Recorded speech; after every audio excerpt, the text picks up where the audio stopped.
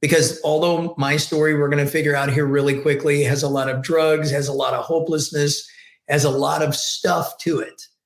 The primary focus for me and what my life stands for is I want everybody to know that intrinsically they have a tremendous amount of worth, and what stands in between them bringing that to life and where they're at now is typically guilt and shame. And it's all bullshit. Find and learn from people who lived it wherever you get podcasts. Search it using all one word. Learn from people who lived it. Welcome to another episode of Learn from People Who Lived It. Can you believe that we are closing in on 90 episodes and 20,000 downloads, and I have you to thank for it. I appreciate that. I used to live in a world where I was always trying to predict the future, always trying to be 3 steps ahead so that I would be prepared for my radio shows. And one of the greatest liberations of leaving the radio show has been to just show up to an interview expecting nothing and just seeing what happens. And in today's interview, which I apologize for its length, it is long, but there is so much going on in this interview. I just couldn't find something that I wanted to chop out. I've never met this gentleman before today. His name is Kyle. He was a meth junkie. He faced 2 life sentences. He walked out at 35 years old with no college degree, and then went to Silicon Valley and became the VP inside a $2 billion publicly traded company. Things are good for Kyle now, and we're about to jump in to his story today on Learn from People Who Lived It. My name is Kyle Dean Houston. There's a 3-part name, and my age is 52. Kyle, what story are you here to share with us today? I am here to share snippets of my life story, the tragedy and the beauty of the whole transformation, primarily from the time I got hooked on meth until today. How's that sound? That sounds great. Who do you hope hears this? I hope anybody that's wrestling with being who they are, who might feel shame and guilt and aren't living to their fullest potential or aren't living a happy life because they're always hiding. Because although my story, we're going to figure out here really quickly, has a lot of drugs, has a lot of hopelessness, has a lot of stuff to it. The primary focus for me and what my life stands for is I want everybody to know that intrinsically they have a tremendous amount of worth, and what stands in between them bringing that to life and where they're at now is typically guilt and shame. And it's all bullshit. I can't wait to jump into this conversation. Welcome to Learn from People Who Lived It, everyone. I'm Matthew Blades. This, of course, is Kyle, and we've never met each other. Well, we've had a conversation before, but we've never spent FaceTime, and so there's going to be a lot of questions, maybe back and forth between the two of us as we get to know each other a little bit. Kyle, we are going to jump into all of the stuff that you just mentioned, but what we want to do on this podcast up front is to start with the hope. And start with where you're at right now. Before we get into all the doom and the gloom and the things that led up to it, give people a snapshot of what your life is like right now with your wife, with your 2 kids, with your business, in general. How are things for Kyle right now? I don't want this to be trite or unbelievable, but I don't know that I've ever been happier. I mean, I live a fantastic life. The bills are paid and then some, right? And I have 2 baby girls that they're not babies. They're 10 and 12, but they'll always be my babies that still love me and still think I'm the best thing ever. And I have a wife that is in my corner no matter what happens. So I couldn't be happier. As far as the business goes, I don't typically talk about it, but we're growing probably by 500 to 600% year over year with real estate investments and everything else that we've got going on. But my primary focus now is to take this experience and figure out how I do my part to change my little piece of the world. And that's something that we're constantly honing in on, right? So I've got next phase of my life. Let's make sure we've got a nice little nest egg and we can live off that. But next phase of my life is not about money. It's about influence. It's about making sure that what I'm putting into the world aligns with all the crap that I was forced to learn at very trying times, right? Let's give this purpose, right? Let's give this pain and this anguish and these tears all purpose. And the only way I can think of is to serve. I'm going to jump right in and start talking about addiction and some of the things that you experienced leading up to this. And I want to start off by saying anybody who's an addict, whether it's drugs or alcohol, I really implore you to read the Deepak Chopra book on addiction. What I love about Deepak Chopra and his assertion of addiction is how beautiful those lost souls are. They're ultimately searching. They're looking for something. They're trying to get out of their pain. They just keep grasping for all the wrong things. That's the problem, right? And that's where the addiction piece comes in. But the fact remains that most addicts are really, truly trying to find a way out of their own head, their own system, their own problems. And they just reach for the wrong ingredient. And you certainly relate to that. I'm a former alcoholic who set down alcohol in 2006 when I realized how much it was going to screw my family up. For you, it was meth.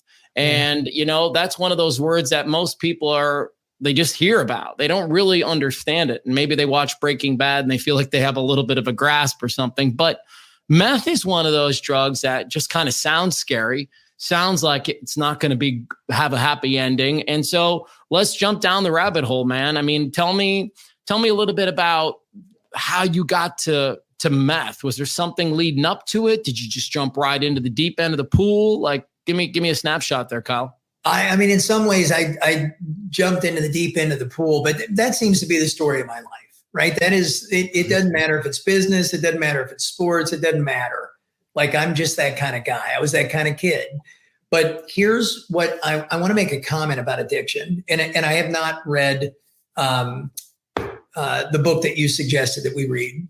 But everybody is addicted, right? It may not be alcohol. It may not be meth. It may not be something that's necessarily overtly harmful, right? Seemingly. But we're all, because of the human condition, tied into desire and want and all of these things that get us attached to stuff. Mm-hmm. And we're always trying to escape.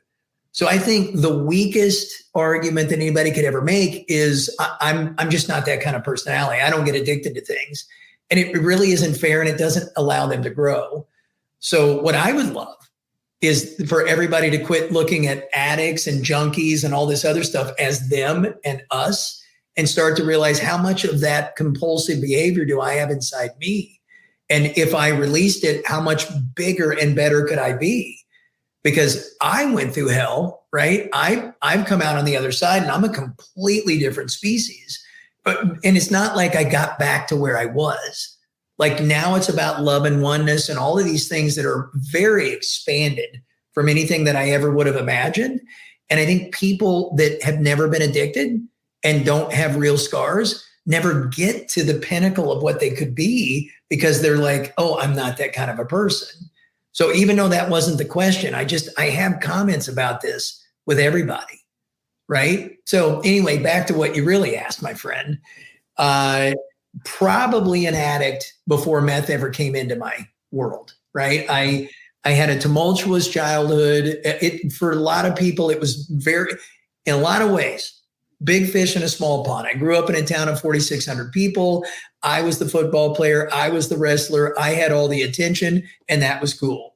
I had a stepdad that really didn't like me in the beginning, right? So there was a lot of abuse and trauma and all that other crap, not blaming them for the drug addiction, but weed at 13, alcohol at 13 really seemed magical to me. LSD at 19, crack cocaine at 17. I mean, but none of it was addicted. It was just very destructive behavior. When meth came around, it was almost like my soul was looking for it, right? Oh, this is what I was looking for. And then I jumped into the deep end. I met somebody that was 1 degree away from a cook. I was getting uncut stuff overnight. She really liked me. And I went downhill. And in a 2-year period of time, I went from being introduced to uncut meth to being one of the biggest meth coats in Kansas City. And it was a really crazy ride. What does meth do to you for people that don't understand? So you may not know this, but I wrote a book. It's a memoir called Patchwork Junkie. And I gotta shamelessly plug this because please do. Want to know all about meth and what it does. It's first person narrative. And I talk about when I explain meth to people that have never done it. And even people that have done cocaine, they try to associate, oh, I've had this feeling. Meth, it's not so much what it is, it's what it's not. And what it's not is any amount of shame, pain, guilt, all the things that burden us. And people that have gone through traumatic childhoods and, whatever it is, they have this stuff that resonates in the background at all times. And meth instantly erases that, right? So you can disguise it as euphoria, but it's not so much that, it's just the absence of all of these negative feelings and pressure and I'm not good enough and I can't get over this. All of that goes away. And it's crazy. It's because that stuff's still there. Yeah. So I want to go back to your childhood a little bit because clearly, that's probably why you felt the need to escape and get away from things. And who can blame anybody, right? And we've had this conversation on our podcast a number of times. It's like your mom brought a man into the picture who wasn't even your dad. And this guy seemingly had a hold on you and made your life harder. And so I want to talk about beliefs. Okay. So as you're coming up and you're a teenager and, on one hand, you're having some accolades at school and, wrestling and football, and there's some positive pieces of your life. Going home must feel like, that's not what I want. I don't want to go home. That's where the pain is. That's where the problems are.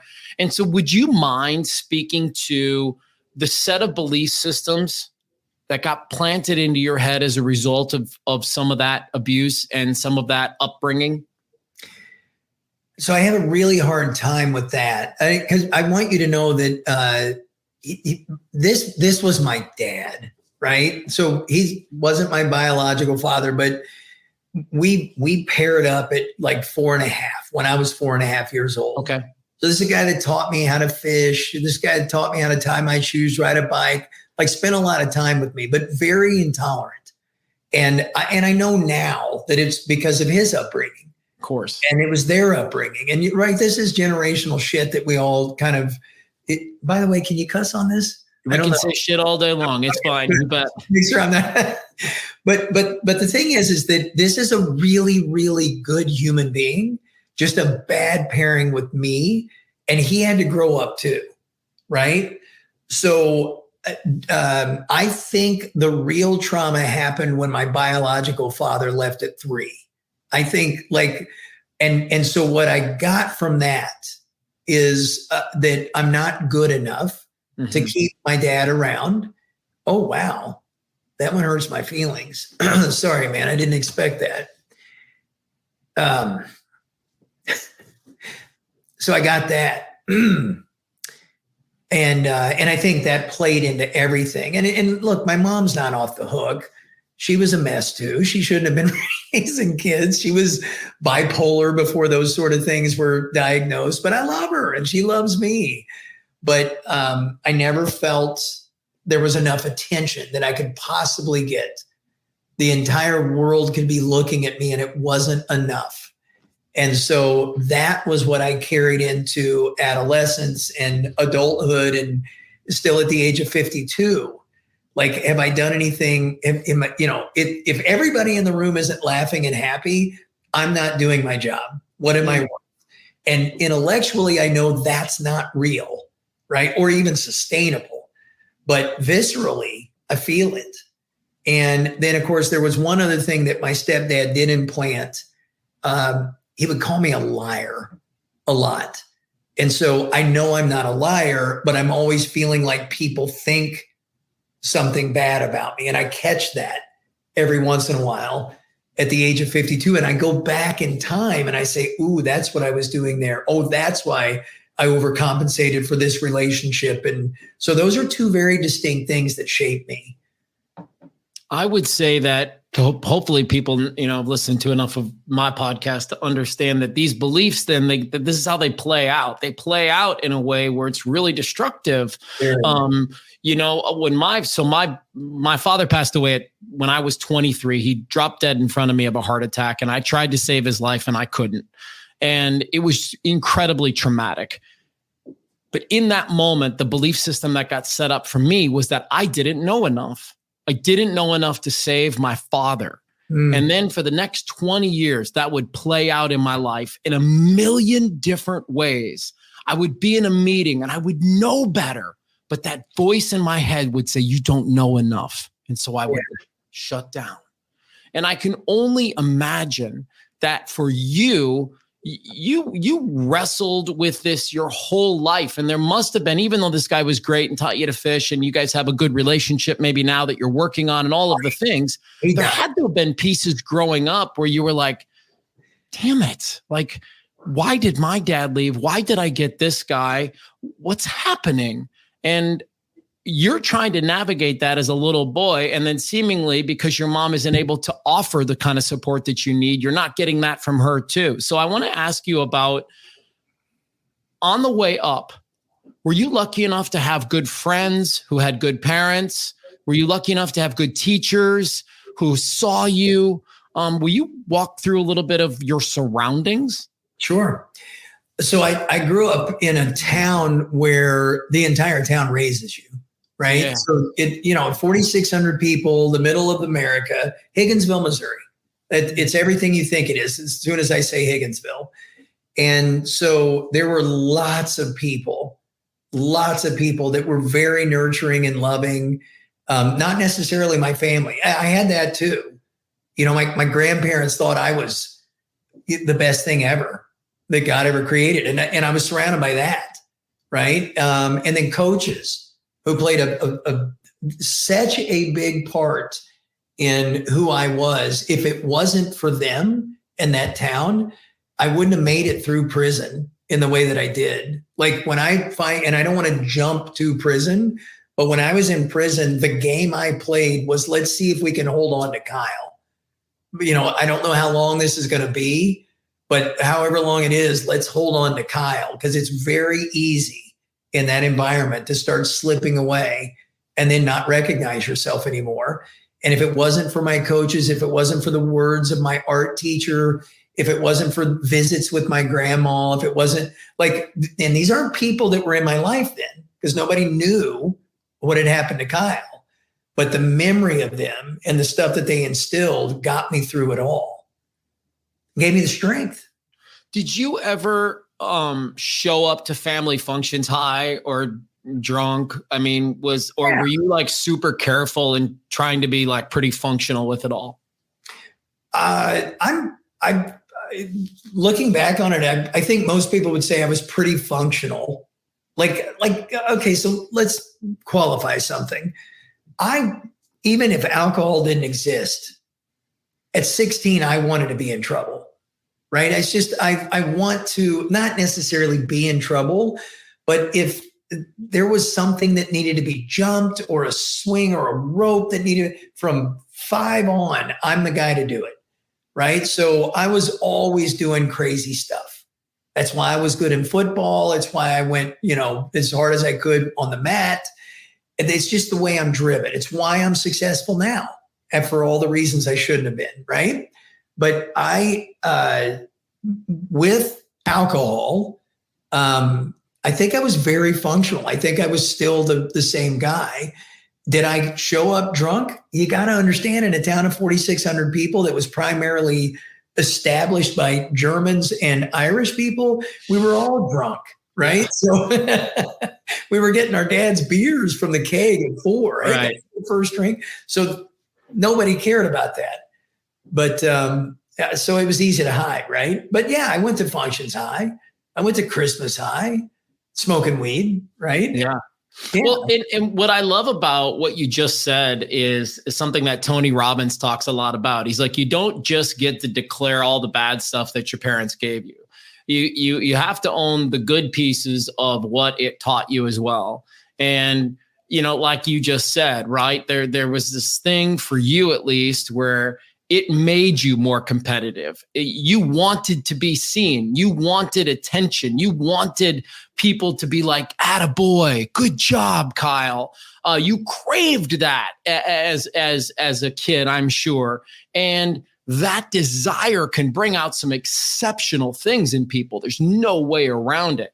But it also brings with it that other side, which, can be tough. And so where I'd love to go next is, how much of your using impacted just you, and how much of your using impacted your people around you? Well, to some degree. So first of all, let's separate using, right? Let's do that moment where I went off the deep end with meth, before that and after that, because using I was a junkie. So I want to be very clear. I wasn't just using meth. I was shooting up 6 to 7 times a day with the intention of having an overdose, right? Because I thought that was my exit strategy. This gets pretty heavy. Yeah. So using before that was smoking a little weed. Every once in a while we would, do some LSD. I know I don't mean to say that so nonchalantly, but it was all fun, right? It was like college stuff. Somebody would, "Hey, I know where to get X." Right. That affected, of course, to some degree, everybody. Right? Like Kyle didn't show up for 2 days. Where's he at? Oh, there he is. That's going to affect people. It certainly affected what I got accomplished. Yeah, I would drop out of everything. I dropped out of college. I went into the Navy for 10 months and, I got out of the Navy early and, all that stuff because of the drugs, right? Because I didn't want to do what I didn't want to do. And so mildly affected. Maybe to a lot of people, a lot. The meth use, like when I went over the deep end, affected everybody. Everybody. My mom thought I was dead for 6 months because I wasn't calling her. I had a girlfriend in Chicago, thought I had to be dead to go from talking every day to where the hell is he? My son, who was 4 years old when it started, 6 years old when I got arrested, didn't have a daddy. I returned the favor from what my dad did to me. Everybody. And in my little myopic world, I thought it was just me. I thought, okay, I'm endangering my life and there's always tomorrow, right? I'll stay clean enough to go see somebody tomorrow or actually make a phone call, and tomorrow never comes, right? So that's the life I lived. And then when you're in prison, sobering up, realizing, oh my God, this is what I've done to people. It's the worst time to go through that. I can't even imagine. And you're in a position where you can't do much about it there, right? Yeah, you burned every bridge. Who's going to want to hear it? Oh, sure, you're sorry. You need money on your books and you've got nobody to talk to. Sure, you're sorry. So there's nothing authentic about your apology or how much you love people or your tears. It's a really bad place to be. Even if it is authentic, to them, it's like, sure, man. What else? Let me ask you a drug question. With psychedelics and like LSD and some of the X, there's opportunity within those trips to learn some things. A lot of people have some incredible clarity when they do psychedelics. Psychedelics for some people are able to kind of unwire the addiction, and they get a grip on it. It sounds like for you, it really wasn't about learning anything. You were just sort of taking it to enhance the fun that you were. No. With the LSD, I'm probably still a big fan of LSD. And if this is the wrong thing to say from a junkie, tough shit. It's the way I am. Big fan of ayahuasca. Right. And so I think I know for a fact ayahuasca under shaman care and orchestrated in a very specific way with integration and all those things will change somebody's life for good, all good. Right. LSD, I think if you understood where it was coming from, may have a similar sort of growth spurt. But now you get into, these are street drugs. right? And the danger and the culture and all of those things. So when I did LSD, it would start out as fun, but I would always want to move to a smaller group of people and have the deep conversations about consciousness. Yeah. And I didn't have those friends. Am I to assume you've had a few plant experiences that have helped you learn? And if so, what did you learn, man? I'm fascinated by this stuff. Yeah. So you're the first person I've talked about this. My ayahuasca experience is within the last 14 months of my life, right? Okay. So I think it's a misnomer to say like the healing all happened, but I sorted out a bunch of shit, got to a point in my life, and then whether you believe this or not, it doesn't matter to me either, but Mother Ayahuasca was calling to me, right? So now I want to go next phase. And for me personally, doing ayahuasca is not to necessarily work through past trauma or necessarily release something specific, right? Because I think I have an okay life. It is what stands in the way. And this is really heavy. What stands in the way of where I'm at now and higher self, Kyle?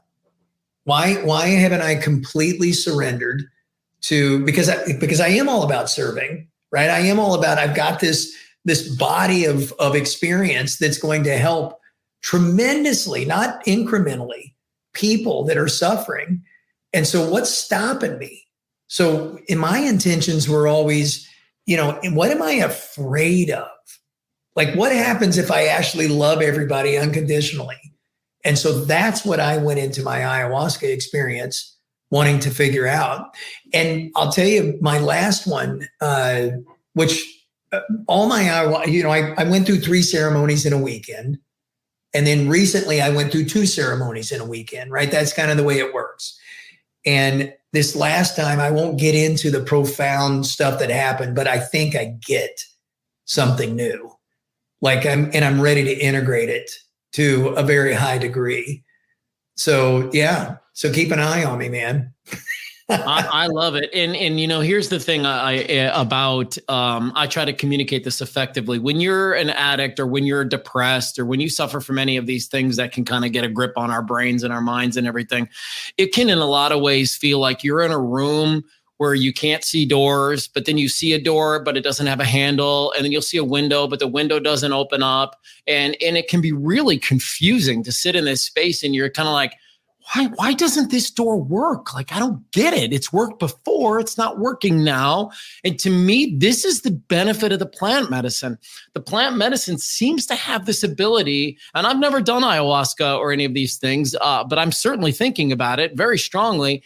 It has this ability to unlock the portals, and it has this ability to get you out of your own way so that you can make better choices. Was that your experience?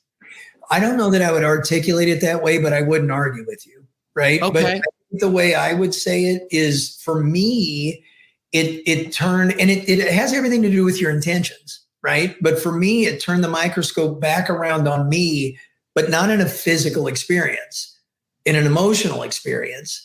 So I'm seeing myself through emotions. I know this is bizarre, but I'm noticing you would never think I was self-conscious. If you ever saw me parachute in the middle of a bunch of strangers, you would think, oh, that guy, he's got his shit in one bag and he's super confident.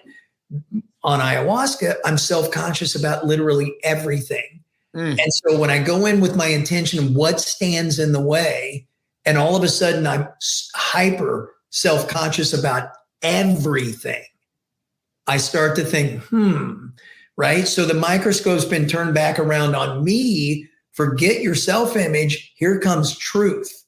Here's what you really feel, and then amplifies these things. And it's never the answer you're looking for. Or let me say that better. It's never the answer you want. It's the answer you need, right? So that is the thing you've got to be prepared for, because now you know it. Now you've got to implement it because you asked for it, or it's just going to be a thorn in your side forever. So for you, since you've never done it, it sounds to me like you're hearing the calling. And B, make sure you realize that what you're going to get's heavy, right? And you need to use it. So don't go in it willy-nilly thinking and you wouldn't, that it's going to be some cool acid trip. This is a spiritual awakening. And this is the first time I've had this conversation. My wife's probably in the other room cringing, wanting me to shut up about it. But dude, it is a spiritual awakening. I had one other experience that I would equate to it, and that was 12 months in solitary confinement, thinking I'm going to do 30 years of my life in prison. That was a spiritual awakening. The biggest move that I was ever able to make away from my spoon-fed definitions of Christianity. And it was the catalyst to where I've gotten today. And then I would equate that moment with my experiences with ayahuasca. That's fantastic. I last summer I went to a spiritual retreat because I had hit my version of rock bottom. And let me explain what I mean by that. I had shingles, 3 panic attacks in a row, super unhappy with my marriage, super unhappy with my life, super unhappy with my job. Like, life, it was just on the suck train. And I just couldn't turn the corner. I couldn't figure out exactly what was happening. And I went to this spiritual retreat in Sedona. I spent 4 days there. I worked with therapists. I did tons of ceremonies. I did lots of different healing that weekend. And for me, the spiritual awakening that I had came in the form of an inner child ceremony, which I'm sure you know a little bit about. But for those who don't, when we have experiences as children, we kind of get locked into an operating system. And we stay locked in that age, quite frankly, for all the things that look and touch and taste and sound and feel like it, unless you really lean into wanting to fix it. You will literally act like a child in most of those cases. It's why you hear people say all the time, he's acting like a child or she's acting. I mean, you are acting like the child you were when the thing happened to you. So when I was able to unlock that, Kyle, and figure out that, like, wow, God, I'm making all these decisions like my scared 9-year-old. Yeah. I'm making all these decisions like my scared 23-year-old. It was a big spiritual awakening for me. And I mean, like, shaking, tremors, clear energy moving through me. I had a really powerful water ceremony where I just did not want to get in the water and eventually did. I mean, it was really unbelievable. And so that's why when you talk about your spiritual experiences, I get excited to talk about mine because I want people to know that they're possible. I want you to know that you can be on the suck train. You can be hooked on meth or whatever it is. And you get a chance to make your life right again if you make the right choices to do so. And so you mentioned prison a couple of times. So let's hit that really fast, man, because that's something not everybody gets to experience. Was it terrifying for you to be in prison, or were you in such a place where you were like, I don't know, maybe I'm safer here? Well, I mean, there was, so you asked me 2 questions and the answer is yes. Right. Yeah. Yeah. So terrifying. Let me tee this up for you really quickly. I went from a extreme drug stupor. Like it's amazing that I can put 2 sentences together, let alone accomplish what it is. Like, I should be dead. Okay. A, I should be dead. I'm not. B, I should be stupid. Like, I should stumble around with my words. I don't. Right. So I don't know how all this worked out, but I come in off a drug stupor. I'm sobering up. From the stupor to starting to sober up, I feel safe. I'm not running from the cops anymore. I'm not worried to death. I can sleep. Like, nobody's trying to steal. Like, I mean, you can imagine how many people in the drug game wanted to roll me because I'm the biggest, meth cook at the time. And so I did feel safe. Then it starts setting in. I'm facing 30 years with no parole. I'm the biggest meth bust in the history of the little county that I grew up in. Nobody wants to talk to me. I'm in a cell by myself 24 hours a day. And then the fear sets in. You know what I mean? I'm, oh my God, don't let this be my life, God. Like every day is a new reality. So yeah, scared to death. And then I turned to God. We'll get into that later, maybe, right? But I tell everybody that even as scary as that was, the scariest two things I've ever done is walking out of prison and writing my book. Because, and we can get into that later too, but even as scary, and listen, here's another part you don't know, right? But I faced 30 years, and for 17 of the 18 months that I was waiting to get sentenced, I thought I was going to get it. I thought, oh my God, they're not making deals with me. Like usually by now they come at me to save money in the county to make a deal. Let's plea. Let's do all. None of that was happening. So I thought, oh my God, they deposed the police officer. They come back to me a month before sentencing and they say, hey, this case is weak. Police officer had no business pulling you over. We can get out of this. I felt culpable. I took a 9-year sentence. But first of all, if I lost, I do 30. It was scary. I took a 9-year sentence. I'm going to abbreviate this whole story. I get to a point. So in a 9-year sentence on a B felony, you can do the math. I'm going to do a third of that. So I'm going to do 3 years. I'd already done 18 months. I've got another year and a half. I'm going to walk out. I'm zenned out. I had this experience with God. I'm going to bring goodness to the world. A month before I get paroled out of prison. So I go off to do my bit. A month before I get paroled out, the federal government comes in and says, we want to take our term with him. Now I'm facing life. I get shipped off to Leavenworth. I'm right outside in a holding facility in Leavenworth, and I'm facing life. And I thought, what part of the game is this? Same evidence, same everything. They called it a different name, so it's not the same crime. And I'm screwed. And so both of those moments were scary. Day one, walking into the federal system was the United States of America versus Kyle Dean Houston, or vice versa, however that works. And I thought, holy shit, I'm in way more trouble than I thought. And life in the feds is until you're done breathing. So then I end up getting a 7-year sentence. And lots of stuff had to happen for that to happen. But I didn't know. For 4 years of the 7 that I did, I thought I was never getting out. Still, the scariest thing I ever did was walk out of prison. Because you have to find out who you are without all that stuff, right? Right. Like pure identity crisis. That's what we're talking about here. And where do you belong? And who's going to love you? And what's waiting for you out there? Like when you're dreaming of it in prison, and I wrote this in my book, when you're in the cozy, climate-controlled, dreams of your head, everything's possible. Oh, I can get out and I can be the CEO of a company. I can get out and everybody's going to wrap their loving arms around me. I get out and I have children and everything. And then you walk out and you're like, shit, nobody cares. I got one person showing up to pick me up. Who do I talk to? I'm scared to death. Where do I work? It's just super scary. Everybody's going to find out. And if the federal government and the state wanted to lock me up and throw away the key, that's what I'm really worth if people find out about my story. And that's ingrained. Like it doesn't matter how tough you are, how smart you are, that is not leaving the way you feel, right? So you hide it.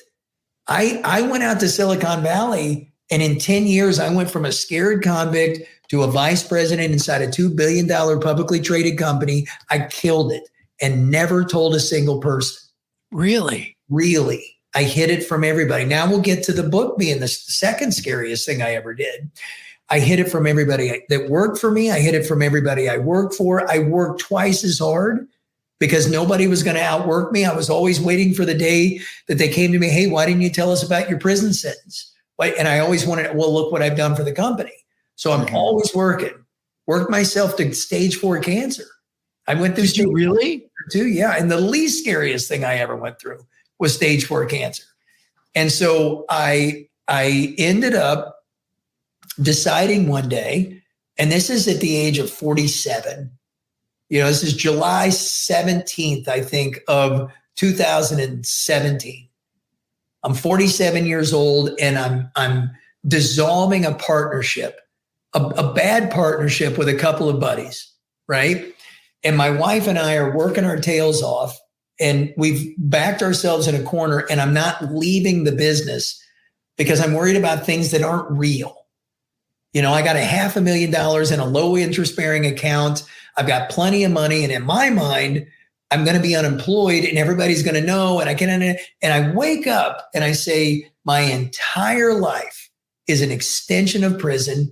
My entire life, every decision, every car I drive, is based on fear. And I'll be damned if I'm going to live any more life like that.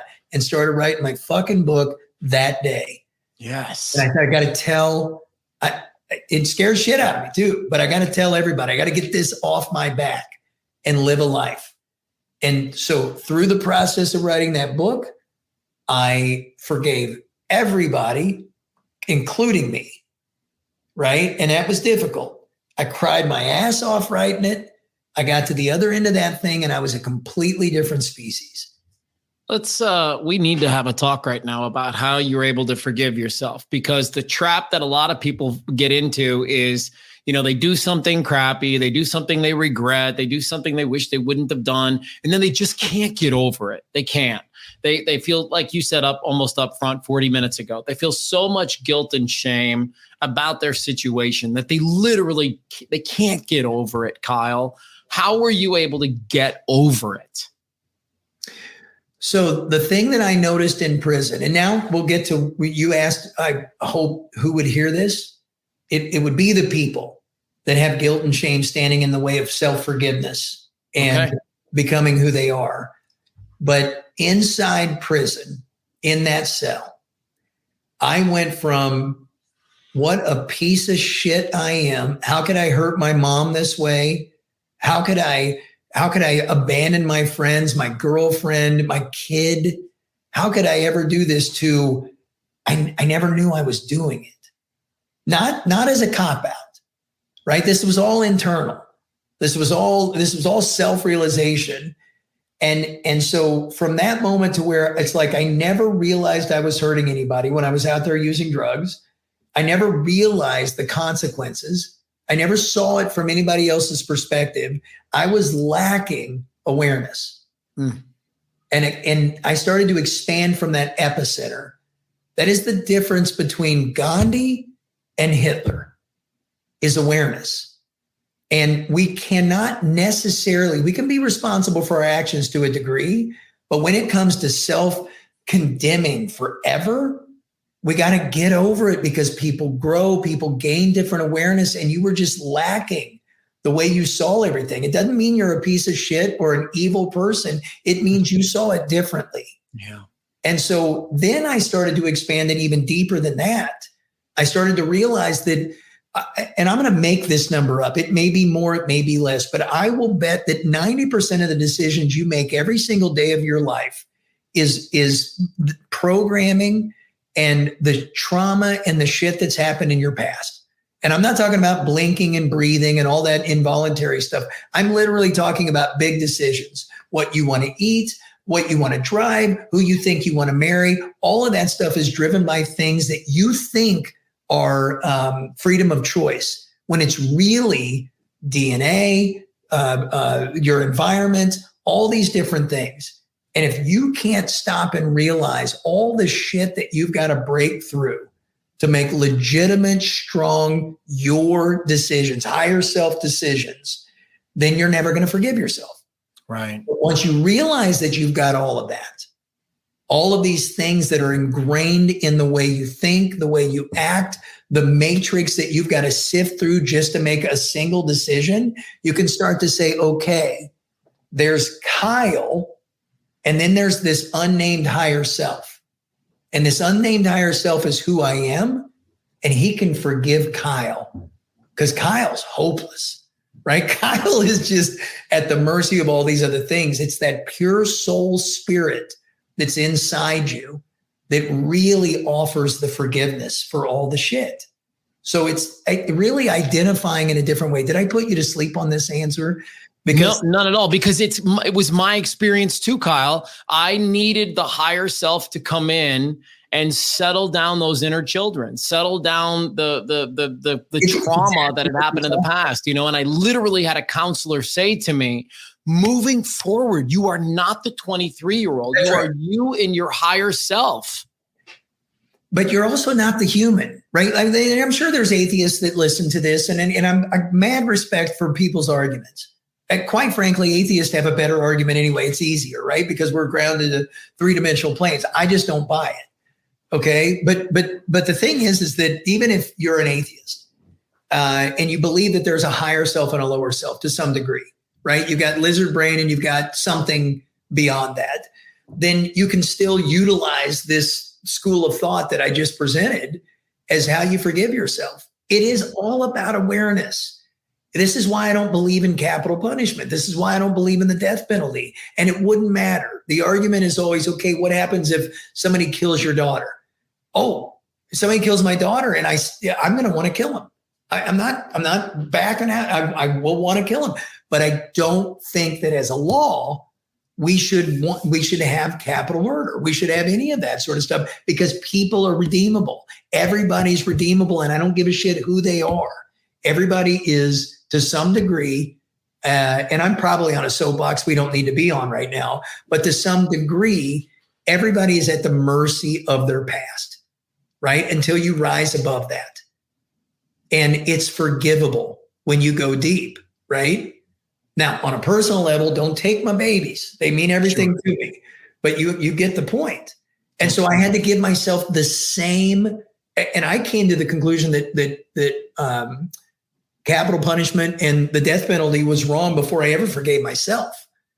And then I had to come to the conclusion that I can forgive these nameless faceless people that have nothing to do with me and say they're redeemable, but I'm not giving myself the same slack. And so that was a very deep, triggered journey of, well, my God, I'm not the shit I did to my kids, the meanness I was to my own son, it's all the stuff that burdens me. If I can't forgive myself and yet I give everybody else the same leeway, then I'm not practicing what I preach. And then it wasn't necessarily something that went off, but through the course of writing the book and seeing that I loved my stepfather with all my heart and seeing that I had this incredible amount of reverence for the human being that he is, and yet he did that stuff to me, made me realize he didn't see it. You know what I mean? And so nobody does. When I was going through my own ceremonies, I had this mantra that came to me, and the mantra was, healing me heals them. Yeah. And has that been your experience, Kyle, that in your own healing, you in some ways have given permission to the people around you to heal as well? I think that, I think the answer is, yeah, I'm going to say I think, and then I'm going to say unequivocally yes. My experience has been this. The more I heal myself, the better all my relationships are. And it feels like they're healing too. Whether that's the law of attraction or I'm just more amicable. I haven't quite run that to ground yet, but the strong relationships, my wife and I have a relationship that, it is something to study, right? I'm a train wreck and she's the most patient, beautiful person. And she was polished and made for me, right? But the more I heal, the more affectionate she is, and the closer we become. And I don't want to say she's healing too, because it could just be me. Like I could have been the barrier between all this greatness that we have in our relationship and, the way I who knows, but it certainly seems that she's healing too. She seems happier. What about the relationship with your kids, man? Like, how does that all work? Because, when I went through my stuff for a few years, there was this getting integrated back in and feeling bad for what I had done and feeling bad for kind of disappearing for a little while. And in some ways, I'm still looking for bridges to my kids and bridges to my wife and bridges to certain people that, along the way wasn't super healthy with. What was that like? What's that like for you? So there's no real bridges to build with my daughters, right? So they got the best version of me. I had my 12-year-old when I was 40. I had my 10-year-old when I was 42. And that's a great version of me as far as a daddy goes. My 30-year-old son, who was 6 years old when I went into prison, who was 9 years old when I got indicted, and he didn't understand it, when he thought I was getting out and he was getting a football and we were going to never be apart again. There's some deep, deep, deep abandonment issues, trauma, all that sort of stuff with him that affect our relationship. He loves me, and I'm gonna speak in code a little bit because it's not fair for me to say how he is or how he feels. Sure. But there's a thing between us, right? That he certainly seems to want to forgive, right? But it's still there. Like, he's not mad at me. You know what I mean? I really get it, man. More than you know, I think I understand what you're saying. Yeah. And then I have another son who's 24 years old. He went through the foster care system. He got adopted by somebody else. I didn't meet him. I met him at 4, and then I met him at 18. And so we have been off and on.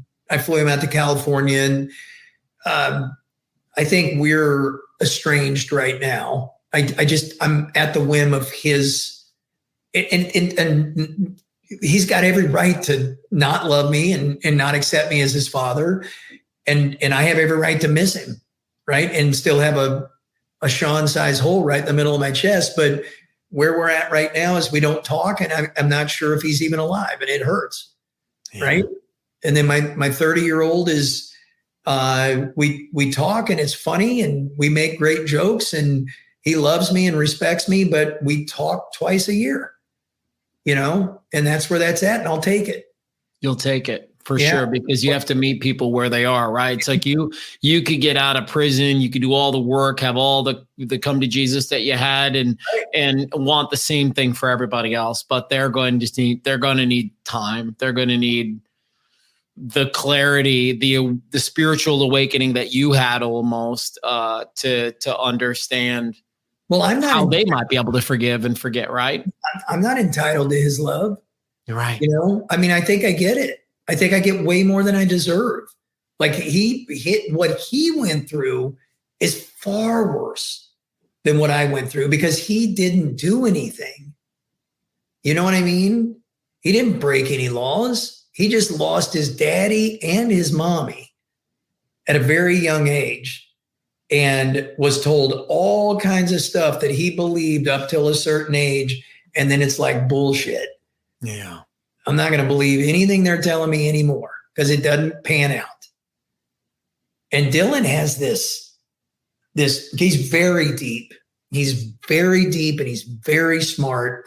And he has this sense of, and he's always had it, my life was supposed to be different, and I got ripped off. But not in a, like, I'm pissed off at the world, although he's pissed off at the world. It's more like he knew what could have been, even at 5, and it's just, I don't know. It's really, it's otherworldly, like his sense of what he knows he missed. I don't know how to explain that. Well, I can explain it like this. When I went through my retreat on my 3rd day, I had a healer look at me and say, "You're a transitional character in your lineage." Yeah. And I said, what is that?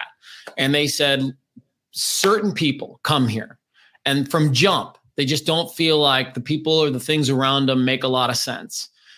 It's a good chance that you're the person here to end the family dysfunction, to move people to the next place. And that's your role now. And so that's why, me personally, that's why I have to lean into my self-care plans. That's why I have to work on my relationships. That's why I have to do all the things that I need to do to take care of myself, because I'm the one that's here to move our family out of the decades of dysfunction that have been here so far. And, you know, it's quite possible that your son could feel a little bit of that too, right? He could have grown up feeling like, this doesn't make sense to me. It doesn't, my surroundings don't quite make, and maybe he's the guy, right? He's the guy who can really put wind in his sails to say, buddy, you're the one. Like, go light it up out there, because you're the guy who's going to take us and just move through all of these things. Does that resonate with you at all? Yeah. Yeah, I'd love to believe I'm the one that's going to do it, but you are too. I think that it's no. Right? You know, arrogance or something silly like that. I've always, but it makes a lot of sense that Dylan is. Certainly, I always think to myself, if I could just, you know, remove one thing, like if I could one apology, finally removed one thing, and he could see all this new possibility, then I would have done something great for the kid. But it doesn't seem like it's my job. And I just hope somebody comes in and says what you said in a way that resonates with him and gives him strength. And in some crazy way, he ends up loving me in the way that I want him to. Yeah, I hope so too. I want to backtrack a little bit because, you know, we're here to learn from you a little bit. And so we talked about prison. That's a thing that not a lot of people get to experience. And you notice I used the word get to, like, I don't think you would quite look at it that way, but you were handed an incredible opportunity to get to know yourself, weren't you? Yeah. And it sounds like you took it. It sounds like you used it. So what can we learn from you about that time of your life? I don't know where to start to unpack that, but from the outside looking in, certainly there's the things that I hope people are going to garner from just this conversation, right? That it doesn't matter how far you fall, you can pick yourself back up, right? And I can't speak for other countries. I'm just going to talk about the United States of America. It doesn't matter how far you've fallen, you can get back up. It doesn't matter how unforgivable the thing was that you did, it's forgivable. It doesn't matter, right? And that's what I hope people learn. But from my prison experience specifically, it is such a mad, crazy ball of contradictive yarn, because I think to myself all the time, I got trapped in the minimum mandatory system where it was literally lock you up and throw away the key. People can argue all day long, well, that's bullshit. Nonviolent drug crimes, all these other arguments. And I think to myself, it is bullshit. And it certainly is centered around making people, you know, helping advance careers and, you know, not giving a shit about human life and seeing people as unredeemable. And it certainly played a lot in what I felt when I walked out. But would I be the person I am today without it? Would I be alive if I hadn't got arrested? Would I still be a meth addict 25 years later, right? So what I needed, I got. And I think the biggest lesson inside of it all is just like ayahuasca and everything else you're going to do in your life. If you don't set intentions, if you don't go in, doesn't matter how shitty it is or how much you don't want it. If you don't set your intentions, you're at the whim of everything else that's exterior. And so in prison, my whole goal was to see how much of me I could hang on to, because I saw what was happening to everybody else. I heard the conversations they were having at the card tables. It was all about, how do you make a bigger batch of meth? How do you rob a bank without getting caught? How do you, hide a gun when you're not, like, these are the conversations people are having. And the choice I made was to not only not entertain those conversations, but be the voice of reason. Are you fucking kidding me? Look around you. Is this what you want? And so I set those intentions. I went through prison. I leaned on my coaches, my teachers, my little bitty town that I grew up in. I picked the people that I felt I owed it to become successful because I didn't have enough self-esteem to do it for me. I still don't know if I do. So I chose the people that I was going to do it for. My stepdad, number one. Isn't that crazy? My mother, my It's coach. not crazy, and I love it, and I'm glad you said it. Right. Number one, with no close seconds. I owed it to him. You know what I mean? But I went into prison. There's no, because I'm competitive. They're not going to budge me. I'm going to be the person I am. No matter how many fights, no matter how many this, that, and the others, no matter how many heartbreaks, I'm not giving in. I'm going to walk out of this thing the same dude. Well, not that I walked in, but the same dude I was. But my father's son was what the battle cry was, right? There's something to learn inside that, for sure. Yeah. Is it really strange to be in solitary confinement? I mean, can you even summarize that experience? I think it's very strange, right? I mean, the vast majority of people never want to be by themselves. And this isn't just meditating for 15 minutes or a couple hours, right? This isn't like, let's travel within and let's deal with some shit and then let's, parachute in and get out. This is every day. Same thing every day, 30-year sentence every day. You know what I mean? You're still facing the same amount of trouble. And my mom wasn't coming to visit me. I mean, and it's not, my mom loved me, right? She still loves me. But this was a situation where, like I had said, I burned every bridge. So not only was I alone in a cell, I was alone in the world. And one of the chapters that I wrote in the book talks about the difference between being lonely and being alone. Yes. Really alone. And I experienced that. And it was best thing that could have happened to me. Not that I was ever going to get out, and who knows, maybe I would have gotten out and repeated it all. Right. But this wasn't just about getting off drugs. This moment was my moment that, maybe I predestined before I came into the planet. I don't know if you believe in reincarnation or any of that stuff, but I'm a reincarnation fan. Yes, sir. Too. So this was the moment that was going to teach me humility, teach me weakness. I mean, you have to understand football, I was the guy in a small town on Friday nights. Everything came easy. School came easy. Stuff came easy. And I had no tool in my toolbox to get through weakness or understand other people's. And so I needed humility. I needed to understand how people fall.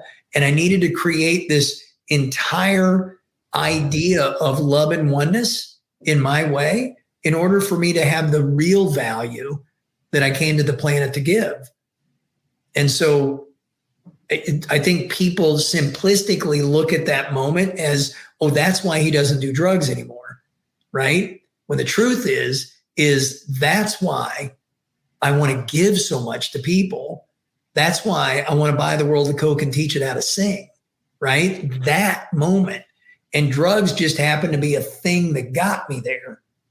But it had nothing to do with the growth inside that solitary moment, or my relationship with God, or my lack of fear for death. Like, I don't want to be all false bravado and bang my chest, but the only thing I care about, and I've had a couple of scares when I think about dying, is leaving those two girls. My wife's cool without me. She's got this, but those two baby girls are going to have a daddy-shaped hole in their chest, and I don't want to give them that. But as far as dying, I'm cool.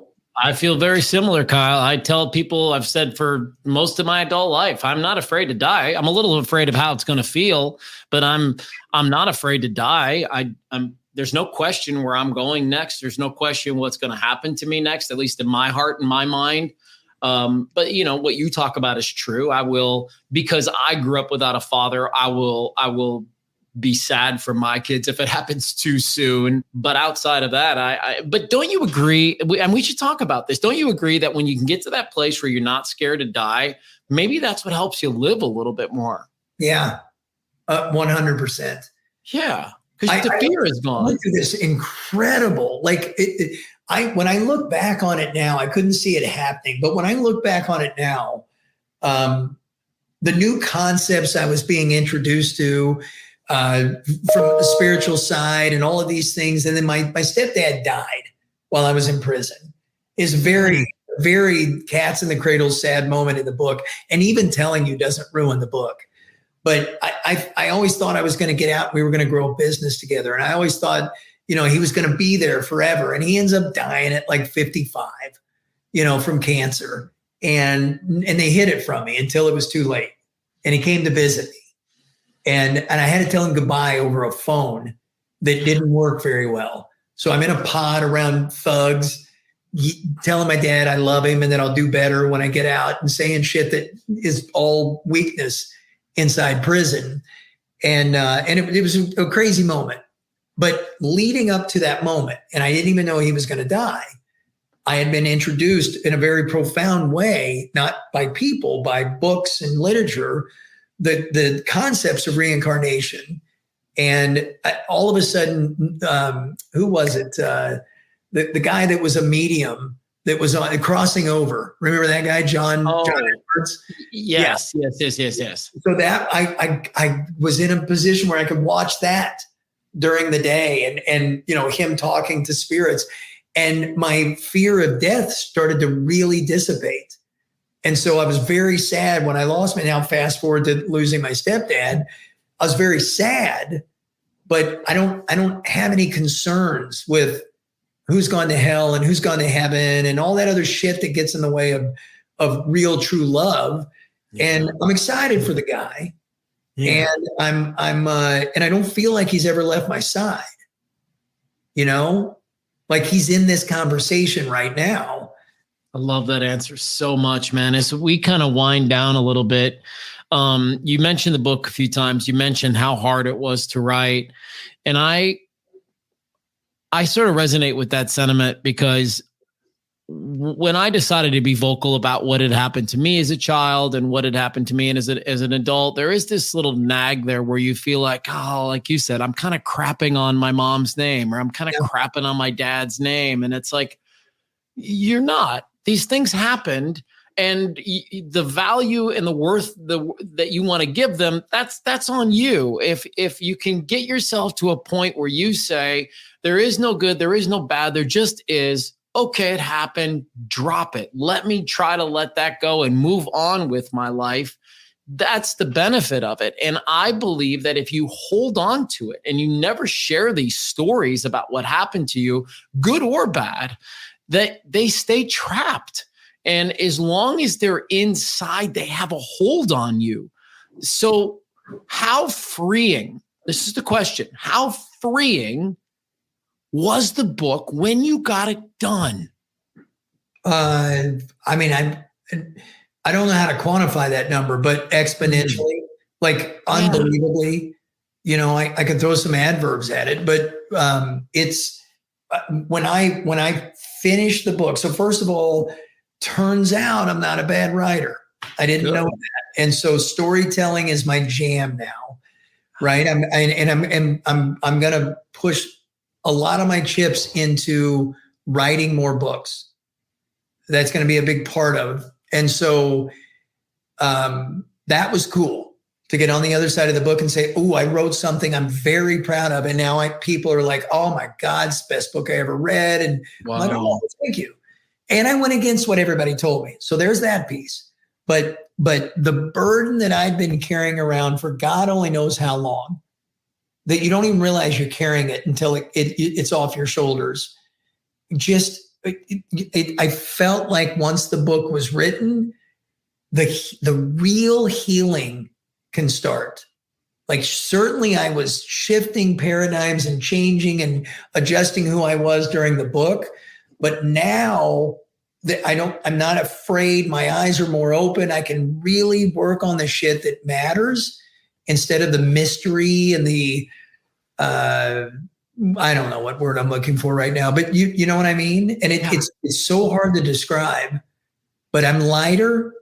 I'm far more healthy, and I'm reading books now that all corroborate some of this experience. Things like, have you ever heard of The Body Keeps the Score? This is a new one. It's everybody and their mom should look into emotion coding. It is so real, and what he just said is a must read. Yes, I've read it. It's everybody should look into that book. Well, this goes along with my forgiveness side, right? When you start to realize again the decisions that you're making that are based on stuff you're not even factoring in your conscious mind. Right. But through this book, you can see kind of an elaborate version of what I said earlier. But anyway, back to exponentially. The healing, the person that I am, there's still fear, there's still anger, there's still shit. I'm still human, but I think I've got a really good chance at separating who I really am from that, and then managing it, in a very profound, worthwhile way. So that's going to be my final question, man. It's a great place to kind of wrap this thing up for people that have gone on this journey with us, is to say it's never going away. The things that happen to you are always going to be there. And so I think the question that I'm going to end with today is, when they show up for you, Kyle, what are some of your tools to help you deal with them? Yeah. So I've got lots of them, and I meditate a lot, right? Good so I'm always looking for new tools, and it really, awareness and consciousness is what's always going to be able to, you got to smoke this thing out, right? Whatever this thing is, why do I feel this way? So if you have the ability, and with my temper, I don't always have the ability to step back, right? But if you can step back, become aware of the thing, right? Don't try to get rid of the emotions. And I know this is basic, but it's what's helped me. Like when I fight the emotions, when I fight the nervousness, when I fight the I don't feel like I'm enough, when I like nobody likes me, like that shit rears its head all the time. And when I fight it, it becomes the thing that I'm fixated on. When I say there it is, it's not real, but why is it here? And I kind of just deal with it. Then I do spend very uncomfortable time with it, but not a week or even a day, right? So I kind of let it pass, and it's really, really helpful. And it's a difficult. It sounds simple, but it ain't easy, right? It's a thing you've got to master, but it's awareness and consciousness and separation.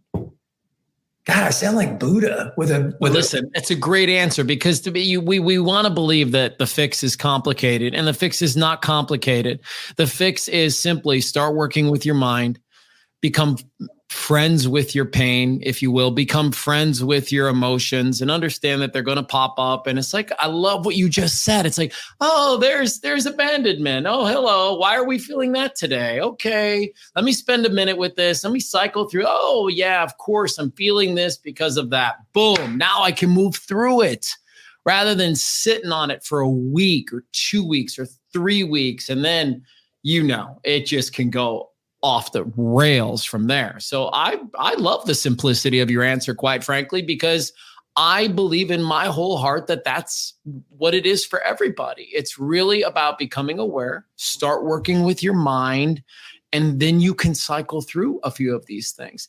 It's the pushing them off. It's the not dealing with them that's causing all of the problems. I mean, you talk about getting stage 4 cancer, like that's a body that's under a lot of stress. When I look at that from the outside in, and you've probably heard too, there's all kinds of stories of people, they get really sick, they get cancer, then they get their life right, and they make good choices, and they clean up their environment, and all of a sudden, like the cancer's gone, and they have a great long life. That's not a mistake. And I know you know that more than anybody. Man, I can't thank you enough for being on our podcast today, dude. I appreciate that. Likewise, I had a good time, man. Patchwork Junkie is the name of the book, correct? Patchwork Junkie. It's on Amazon. Very proud of it. You can get it digitally. You can get it, a physical book.